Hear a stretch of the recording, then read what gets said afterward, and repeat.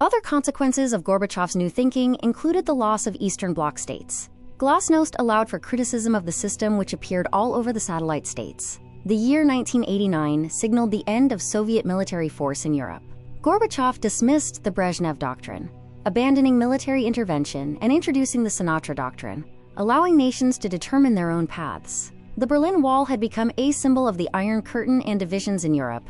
In November 1989, it fell and became the ultimate political and psychological signal. It accelerated the reunification of Germany and spurred liberation movements across Eastern Europe. Throughout the 1989 and 1990, most Eastern Bloc states went through their own revolutions. In Poland, for example, the Solidarity movement had succeeded in an election by June 1989, giving the country its first non-communist prime minister since the Second World War. In Romania, the revolution was much more violent, with around 1,000 deaths, with the army initially staying loyal to the communists before joining the revolution themselves. It was the opposite in Czechoslovakia with their Velvet Revolution, named due to its smooth transition with the communists effectively giving up by June of 1990. The fall of the Berlin Wall happened simultaneously with other revolutions, but it was the symbol of the collapse of communism and lifting of the Iron Curtain in Europe.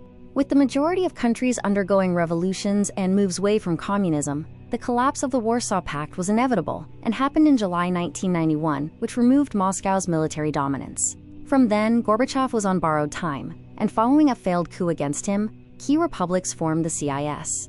Mikhail Gorbachev resigned on December 25, 1991, and the USSR was officially replaced by the Russian Federation and independent states.